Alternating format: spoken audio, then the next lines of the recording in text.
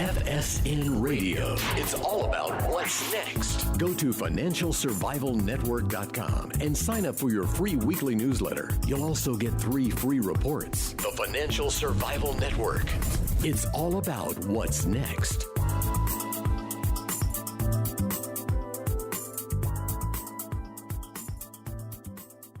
And we're back on the Financial Survival Network. We are real fortunate to have Jan Skoyles with us. She is head of research at the Real Asset Company. You know them well. Secure platform for efficient gold investment. And what's great is she's speaking to us from the other side of the pond in London, England. And she's new to the relatively new to the whole concept of precious metals investing. She's been a relative newcomer to it, but hey, don't hold that against her because she probably knows more about it than yours truly and a lot of you out there. Jan, welcome back to the show. Thank you. I'm so glad to be here. It feels like ages since we last spoke. Yeah, it's been a while, and we've been relocating to warmer climes. We're running away from cold winters in the Northeast. And where are you? I need to come and find you because that's exactly what's happening in London at the moment. Yeah, well, I'm in sunny South Florida, land of the Second Amendment religion in the United States. That's the primary religion. I've come to the conclusion in Florida is the Second Amendment. For those of you not in the know who haven't read a copy of the Constitution lately, that's the right to keep and bear arms. Forget about the well-regulated militia. That's who you're supposed to keep and bear arms to protect yourself against. And anyway, there's a lot of interesting people in this state here, Jen, but it's becoming a libertarian stronghold as people move out of these northeastern states, which are becoming more and more state-sponsored nannyist entities where they don't want you to drink too much soda. They don't want you to smoke e-cigarettes in public. They don't want you to smoke anything in the comfort and privacy of your own home, if it's an attached home. I mean, there's just more and more draconian regulations and laws coming down in these states, and people are voting with their feet, not to mention excessive confiscatory taxation. New York State, for the 7th year in a row, had the dubious distinction of being the highest tax state in the nation. So, but you guys know all about high taxes over in England, yeah. Right? Yeah, we love our high taxes. Big fans of our high taxes here. Yeah, but of course, we don't. We wouldn't want to be too unfair. Those big companies that come and work here, we don't worry about them paying high taxes or any of those expats. Don't need to worry about that. So it's all fine for them. But those of us hardworking Brits, we love paying a high tax. Yeah, they seem to be oblivious to it. But I read an article, and this is a little off of precious metals, but I read an article that they had knocked 450,000 people off the dole in England, and there was no mass starvation on the streets or anything, and things were basically okay. So we did that once in the United States under the guise of welfare reform, and no mass starvation. It's amazing how that works. Yeah, I think one thing that can be said for the government that came into power a couple of years ago is they've really kind of shaken up the way that our benefit system works. And of course, there's been a huge amount of anger, about that. We have sort of a big thing in the UK. We like kind of the social benefits that come with paying, on the flip side of paying high taxes. But I think it was about time that we had someone came in and sort of harshly looked at some of these things. I don't think all of it's been entirely ethical in the way that it's been gone about. But you're right, there's been, it hasn't been a huge problem. On the other side of that, though, we have seen record rises in the number of food banks that have been opening up. And I know that at Christmas, it was a really tough time for a lot of people.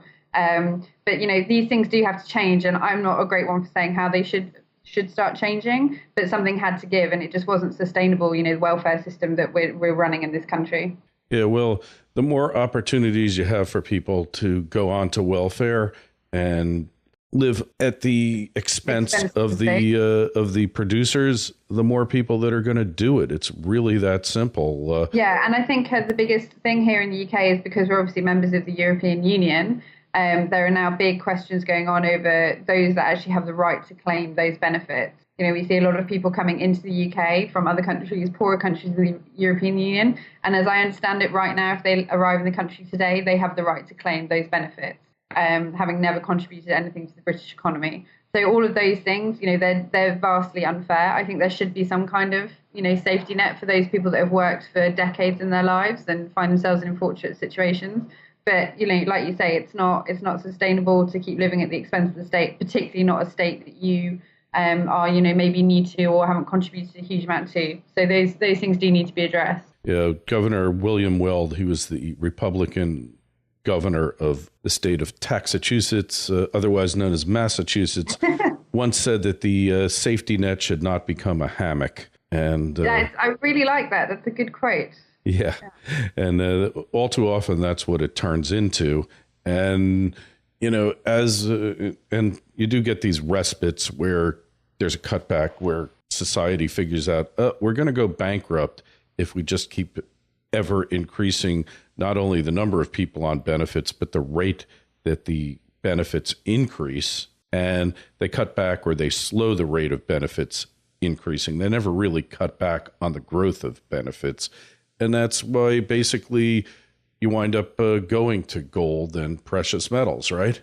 Yeah, exactly. I think, if you create something that's financially unsustainable, you end up having to create money in order to fund it. Then, as we've seen in history, it's, that's where you end up is back on real money, which is gold and silver.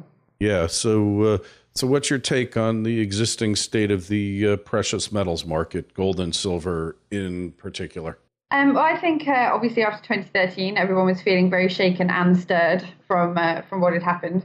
And I think now 2014 is going to be a really significant year for the gold and silver price. And I'm actually feeling really excited in a funny way about how things are going to play out. We've now I think everything that happens this year, we've had a real good shakeout of those speculators that were in the market in the run-up during the bull run. Physical demand, I think, will gradually increase in its influence over the international gold and silver price.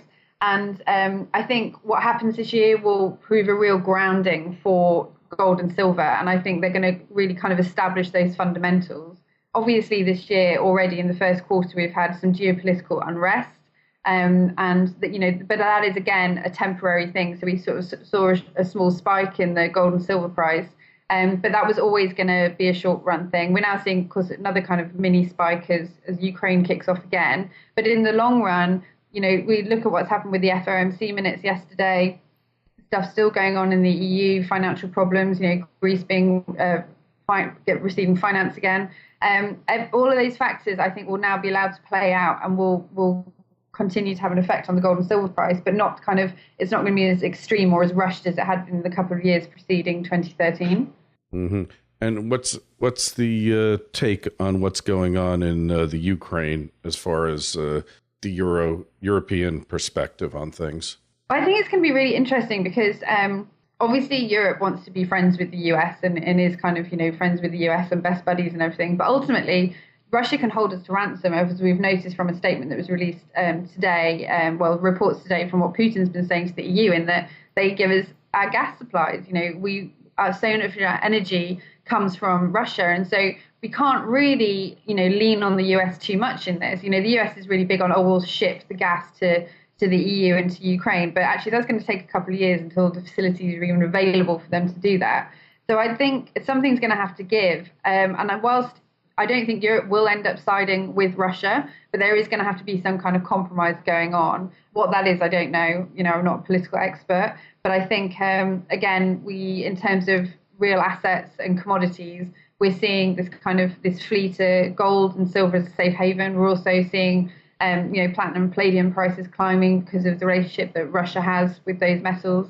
So I think whilst the Ukraine, I think, will be a short-term impact on gold and silver, I think in the long term it will really affect how Europe's relationship with the US, and we'll maybe see a sort of slight shift in the balance there between Russia and the West. And I'm sure you've been watching all of this shift away from the petrodollar, Russia and China and India and, all these countries doing bilateral trade agreements and kind of cutting the dollar out of things. That's long-term got to be good for precious metals as well. Yeah, of course. These are countries. Whether we were talking about them trading in gold or not, we would be talking about them in terms of their gold demand. I think Russia is the fourth largest producer of gold. In terms of central bank purchases, Russia's been the biggest purchaser in the last 10 years. Obviously, we don't have China's official numbers, but China officially comes second after that. India, as we know, huge gold demand. That's obviously been interesting with the restrictions on gold imports recently. But these countries are very clearly finding alternative ways of trading away from the dollar. They're proving, as is now being proven with this relationship with Ukraine, they don't need to rely on the US. They don't need to worry about irritating the US. There are other alternatives to doing everything. These countries have commodities. They have their own assets. They have goods that they want to trade with one another, and they have the means of paying them without using the US dollar. In the same way I was just talking about the Ukraine, I think we're going to see a real shift in the balance that's happening between these countries at the moment. Yeah, and also this is all about physical gold. That's the most important thing here. We're talking about physical gold being traded. You've got the US and the West all getting all panicky about paper gold, but here we're talking about physical gold being traded, and none of it's appearing. It's all just being kept and hoarded. It's very interesting, and I think, again, when I was talking about 2014, we will see more of an impact coming from physical gold demand on an international level, like central bank to central bank, government to government, as well as individual to individual. Yeah, absolutely. And we're going to talk more about the gold situation and Bitcoin up next on the Financial Survival Network. FSN Radio. When your accountant wants tax-free income, this is what he does. Accountants know the law. They also know that any American could legally get paid up to 3 times per month, 100% tax-free.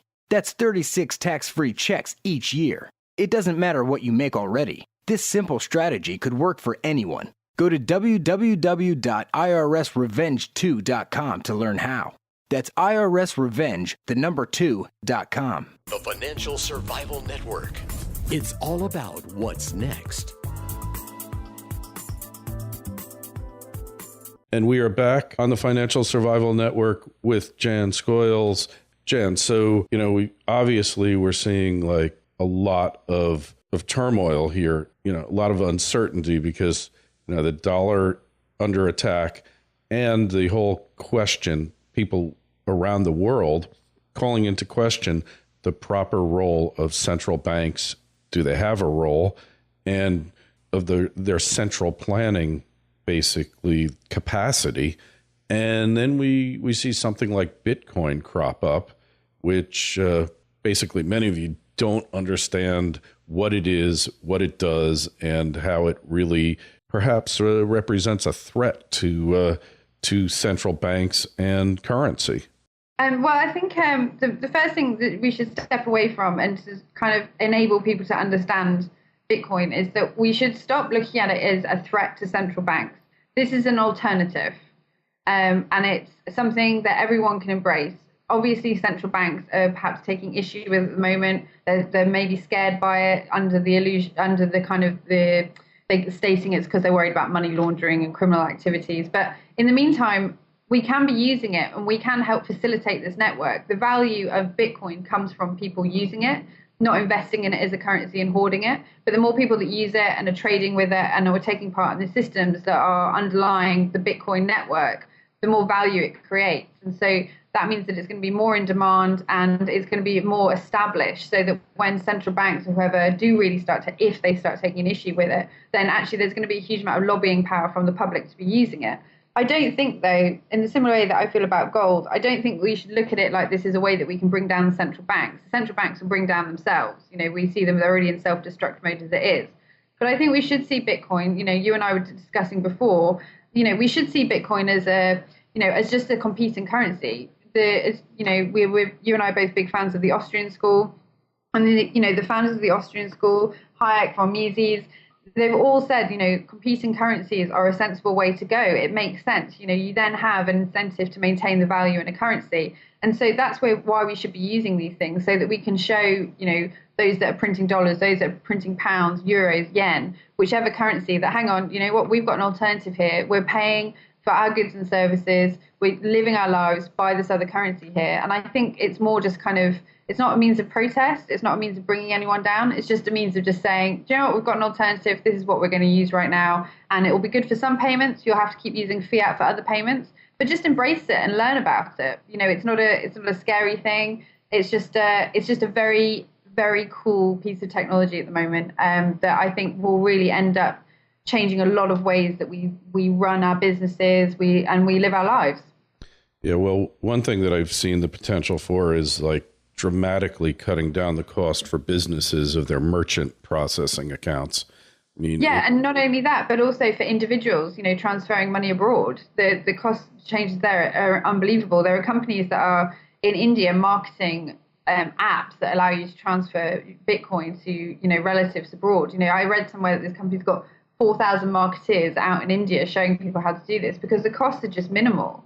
And so that's another way. It's a very liberating system that we can use. You know, we're not being held hostage by the banks, we're not being held hostage by the tactics of the devaluing tactics of central banks. You know, you on the Bitcoin network have a whole lot more power than you would do if you were using fiat currencies. And also, you know, gold. This is not an argument against gold at all, but gold at the moment is very difficult to use as a monetary asset for individuals, especially central banks, obviously not so much. But Bitcoin, you know, you can use it in your day-to-day cash. The transaction charges, the transaction process is not costly at all. So it's a very liberating currency for people all over the world, and it's a good leveler as well for, you know, from someone in India who's maybe trading with someone in the US. You know, everyone's equal in this process. Yeah, the convenience of it, and you're not going to get hit with 2%. Like you use your credit card to buy something in a foreign land, you get hit with a 2% at least commission for currency transaction. And with Bitcoin, based on what you're telling me, you're not going to get hit with that big a currency penalty, if you will. No, and also at the moment, you know, there's not huge questions asked. You know, at the moment, Christ, whenever we try and ask, you know, transfer money to try and, you know, do anything in our company, whether it's buying gold or whatever, there are phone calls and things, because the banks are just so anxious about anything happening with large amounts of money. Whereas Bitcoin, it's your business. You know, you get on with it.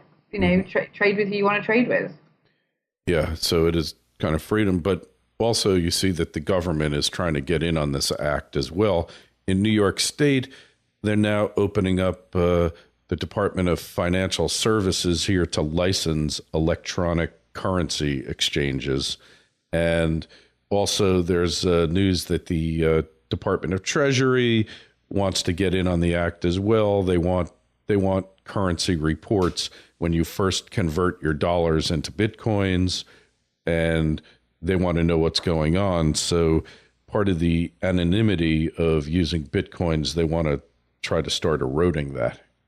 I can see that argument. I genuinely think the majority of people that are using Bitcoin, the anonymity element isn't the major player there. The people I've spoken to in the Bitcoin community, people I've interviewed on my show Get Real for it, they feel that this can be a very inclusive process, and they're very happy to be talking to the regulators, you know, the big banks, the government, on how they can work together so that everyone's satisfied in this process.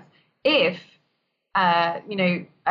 regulators or whoever start, you know, putting things into place that the cryptocurrency community aren't happy with, then they'll just create another currency that works their way around them. So in the long term, it's not really the interests of the authorities to work against this and try and clamp down on it, because there's this whole wonderful world out there that can work together and find alternative systems. They did it with Bitcoin, they'll do it with something else. Yeah, and it's the same thing with in the States. If you don't like the way one state is taxing you or their regulations, you kind of just move to another. And that's the way it's evolving with countries as well. The way you see people moving out of countries, becoming expats because they don't like the way a certain country is heading, whether it's the U.S. or Great Britain or wherever. You see this more and more where... Yeah, and there will always be countries that want to take you. There'll always be countries that, you know, are looking for systems like that. And it'll be exactly the same with currencies. There will always be someone demanding that currency. There will always be, you know, someone that's prepared to try and work with other people to try and create new currencies. And that's exactly how it should work. We come back to the whole competing currencies thing. It's a way that a marketplace works. Why shouldn't it work this way? So you think there'll be a country that just adopts a cryptocurrency as their official currency and just gets rid of a currency altogether? I think that would be perhaps a long way off if it is going to happen. And I think, again, it would go against the whole cryptocurrency idea in that there maybe should be competing currencies. But I see it as inevitable that governments are going to have to pay attention to this and are going to have to learn to work with it. But who knows what's going to happen? When we were having this conversation 2 or 3 years ago, I doubt we would have seen that this would explode the way that it has exploded and the possibilities that come out of it. And, cryptocurrency is one thing, like you and I were talking about on the show earlier on, before the show, but it's the technology that's lying under it that's the most interesting thing. And I think that's the thing to be keeping an eye on over the next couple of years and the investment that's going into that. Well, think about a Zimbabwe or an Argentina that they really have no ability to control their currencies. They have no, Argentina every 10 years, their currency goes bust. So why not just say we're incompetent, but we don't really want to peg it to the dollar or the euro or the yuan because we don't trust any of them either. And we don't want to put our fate in the hands of another country's central bank. Let's just adopt the cryptocurrency. There's this amount in circulation. There's never going to be any more. And we'll kill anybody that counterfeits it, which is what they used to do in the United States and in Great Britain, too. Counterfeiting was the worst crime in the world. And we'll just adopt the cryptocurrency because we're incompetent and we can't do anything right anyway. What do you think would happen for a country to do that? Well, I think in order for them to do that and in order for the rest of the world to adopt it, i.e. the cryptocurrency community, because they would have to adopt it, then they would have to kind of sign up to, metaphorically, the what goes into cryptocurrencies in terms of this, like you're saying, this limited supply, but also, not fiddling with it. It's not controlled. It's an open system. And there has to be lots of other people involved in this system. I'm just going to put in a mini plug here. I do a show now called Get Real on YouTube. And the last interview was a guy called Hakeem Mamoni, who runs a fantastic company called Seedcoin. And this is everything that we talk about is what would happen if governments, central banks, large companies got involved with this, because it would have to be a decentralized currency in order to be, successful as a cryptocurrency. So there might be a chance of governments accepting it, but maybe what we're discussing now is really just a digital currency rather than a cryptocurrency, that governments would be that prepared for a currency to be that open would be perhaps a step too far at the moment. But, I think what's more realistic is a government would say that competing currencies are allowed.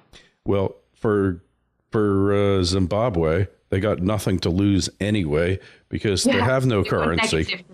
So just make it illegal, pass a legal tender law that you can pay all debts, public and private, with whatever it is, Bitcoin or whatever they're using in Aurora coin in Iceland, and who knows what would happen. They just have that little thing of property rights. Well, anyway, we got to go now. Jan, just tell us where we find your show, where we find you and your writing. So me and my writing you can find at therealasset.co.uk, and my show you can find on YouTube. Just search Get Real with Jan Skoyles. All right. And of course, you can find links to those shows in the show notes to this interview on financialsurvivalnetwork.com. Don't forget, sign up for the newsletter. Jan, it's been too long, but we'll talk to you again real soon. Thank you so much for having me. It's been fun. FSN Radio. It's all about what's next. Go to financialsurvivalnetwork.com and sign up for your free weekly newsletter. You'll also get 3 free reports. The Financial Survival Network. It's all about what's next.